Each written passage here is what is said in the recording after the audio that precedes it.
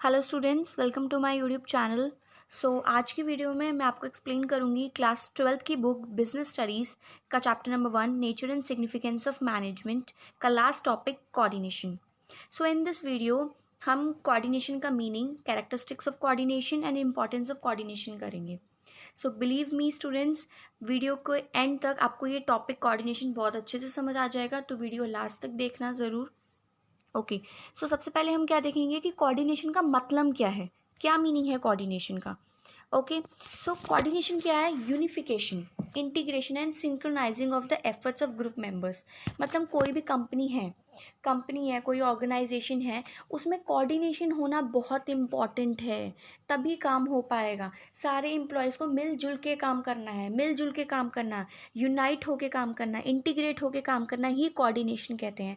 Coordination का मतलब ही यही है। कोई भी बिजनेस है, आपके एम्प्लॉयज़ हैं, सब अगर मिलके काम करेंगे तभी वर्क अच्छे से होगा, तभी मैनेजमेंट होगा, तभी कोऑर्डिनेशन को क्या कहते हैं? Coordination is that's why called the essence of management. और ये जो क्वेश्चन है, why coordination is called the essence of management, ये क्वेश्चन बहुत इंपॉर्टेंट क्वेश्चन है और ये बोर्ड्स में आता है ज़रूर। ओके। तो इस क्वेश्चन का मीनिंग हम इसी टॉपिक्स में, इसी वीडियो में आपको मिल जाएगा एंड तक। ओके। कोऑर्डिनेशन का मीनिंग तो आपको समझ आ गया होगा कि क्या है, कि ऑर्गेनाइजेशन में फाइट्स नहीं होनी चाहिए, सबको मिलजुल के काम करना है, कोऑर्डिनेट होके काम करना है। दैट इज़ वाई जो मैनेजमेंट के जो फंक्शंस है, planning, organizing, directing, staffing and controlling, वो फंक्शंस भी कैसे पूरे होते हैं? जब कोऑर्डिनेशन होता है। अगर एम्प्लॉयज़ कोऑर्डिनेट होके काम करेंगे तभी हम ऑर्गेनाइजेशन को अच्छे से रन कर पाएंगे, चला पाएंगे। Yes. Coordination is the unification, integration, synchronising of the efforts of group members.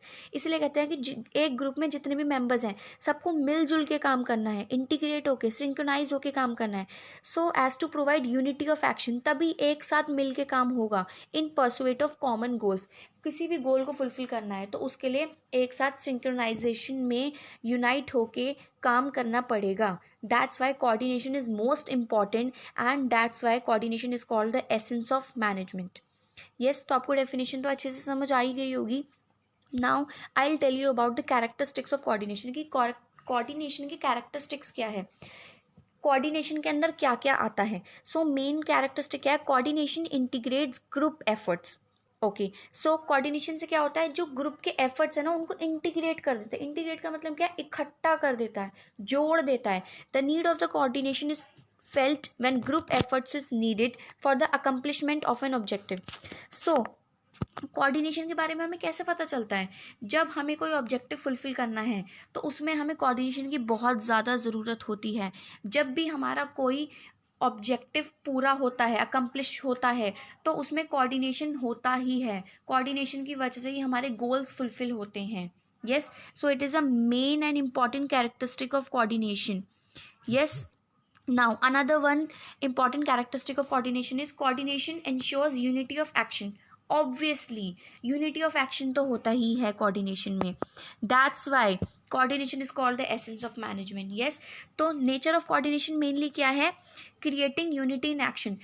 काम में जो एक्शन हो रहा है उसमें यूनिटी होगी, सब मिल के काम करेंगे. It means during coordinating process an effort is made to create unity among the various activities of an organization. एक ऑर्गेनाइजेशन में बहुत सारी एक्टिविटीज़ होती हैं, एक ऑर्गेनाइजेशन में अलग अलग डिपार्टमेंट होते हैं। यस। प्लानिंग डिपार्टमेंट है, प्रोडक्शन डिपार्टमेंट है, एचआर डिपार्टमेंट है, फाइनेंस डिपार्टमेंट है, सबको मिलजुल के काम करना है। डिपार्टमेंट के अंदर भी कोऑर्डिनेशन होनी है, यूनिटी ऑफ एक्शन होना है, और डिपार्टमेंट के बाहर भी, डिपार्टमेंट टू डिपार्टमेंट भी coordination is important. Yes. It is another characteristic of coordination. Now we'll go through the third characteristic of coordination. Coordination is a continuous process. Obviously, ये नहीं है कि आप सिर्फ एक बार कोऑर्डिनेट करोगे और फिर कोऑर्डिनेट नहीं करोगे. कोऑर्डिनेशन कंटिन्यूसली चलता है. जैसे management is a continuous process, that's like coordination is a continuous process. It begins at the planning stage and continuous till controlling. तभी मैंने आपको बताया था. Yes.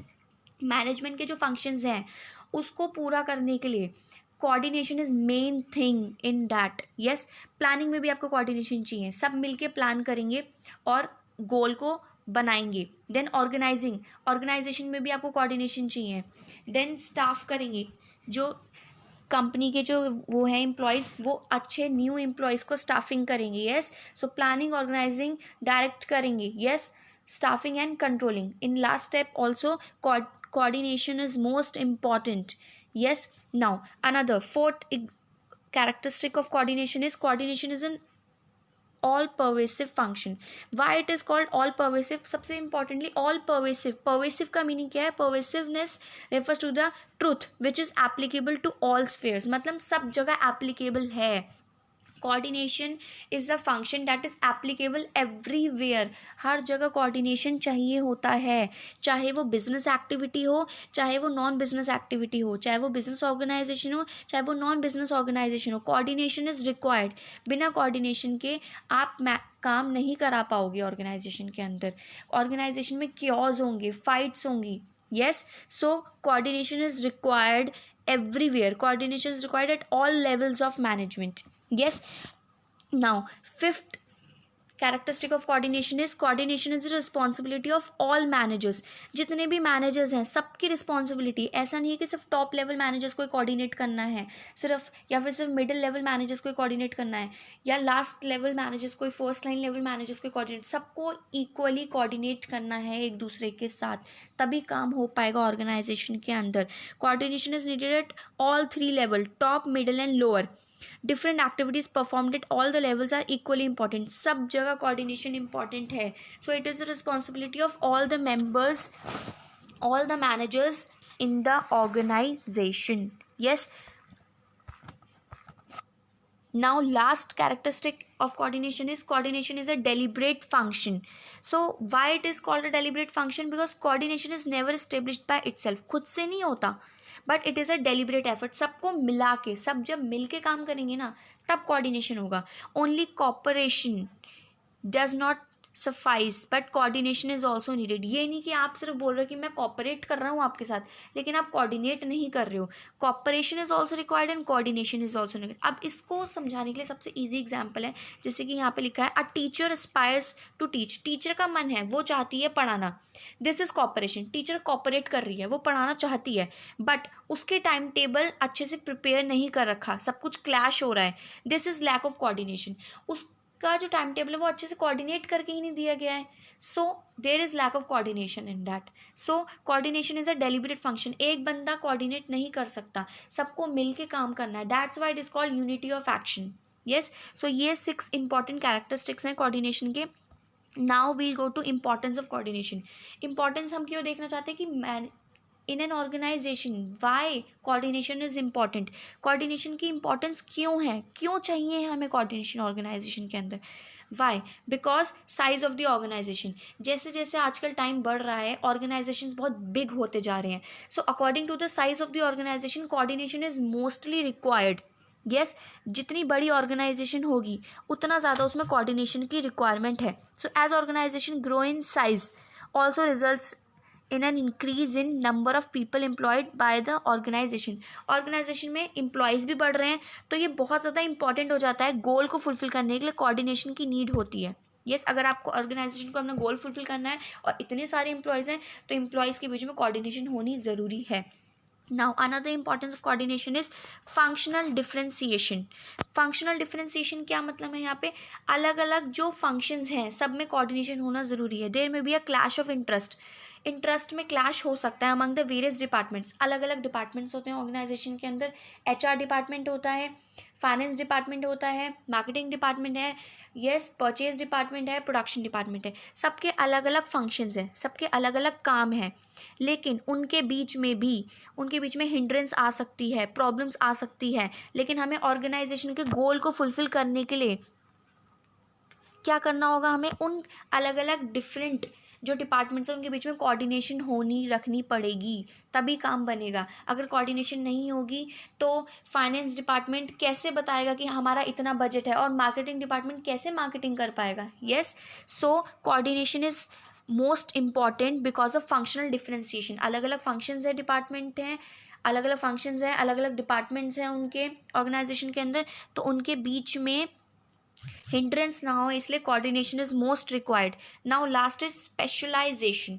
In every organization, in order to avail the benefits of specialization, one main activity is divided into various sub activities. Organization में क्या करते हैं, जो एम्प्लॉय जिस चीज़ में अच्छा है, जो एम्प्लॉय जिस चीज़ में स्पेशलाइज है, उसको वो वर्क दे देते हैं. यस, सो अलग अलग एम्प्लॉय को अलग अलग वर्क दिया है. So each of this is allotted to different persons who are experts in their particular sub activity. तो उनके बीच में भी कोऑर्डिनेशन होना ज़रूरी है. यस, एम्प्लॉयज़ को अलग अलग काम दे रखा है, उनके बीच में कोऑर्डिनेशन होना ज़रूरी है. तो स्पेशलाइजेशन है ऑर्गेनाइजेशन के अंदर. यस, तो उसके बीच में कोऑर्डिनेशन बहुत इंपॉर्टेंट है. स्पेशलाइजेशन है, इसीलिए हमें कोऑर्डिनेशन चाहिए ऑर्गेनाइजेशन के अंदर. So these three are the main importance of coordination. Because organization के साइज़ की वजह से हमें कोऑर्डिनेशन चाहिए. ऑर्गेनाइजेशन में फंक्शनल डिफरेंशिएशन है, इसलिए हमें कोऑर्डिनेशन चाहिए. ऑर्गेनाइजेशन में स्पेशलाइजेशन है, इसलिए हमें कोऑर्डिनेशन चाहिए. राइट. सो आज की वीडियो में हमने क्या देखा है, about the meaning of coordination, then characteristics of coordination, then importance of coordination. Yes, so coordination का आपको मीनिंग समझ आ गया. कोऑर्डिनेशन क्यों इंपॉर्टेंट है, मैनेजमेंट के लिए कोऑर्डिनेशन बहुत ज़्यादा इंपॉर्टेंट है. That's why it is called essence of management. अब अगर आपका एग्जाम में, बोर्ड एग्जाम में कोऑर्डिनेशन का क्वेश्चन आता है, तो you have to just write a definition, then you can write the examples and then characteristics and important. That's is enough, इतना इनफ है. अगर क्वेश्चन ट्विस्ट होके आता है, क्वेश्चन ये भी आ सकता है, why coordination is called essence of management, तब भी आप यही लिखोगे, डेफिनेशन एक्सप्लेन करोगे कोऑर्डिनेशन को, then characteristics and then you will write the importance of coordination. Okay.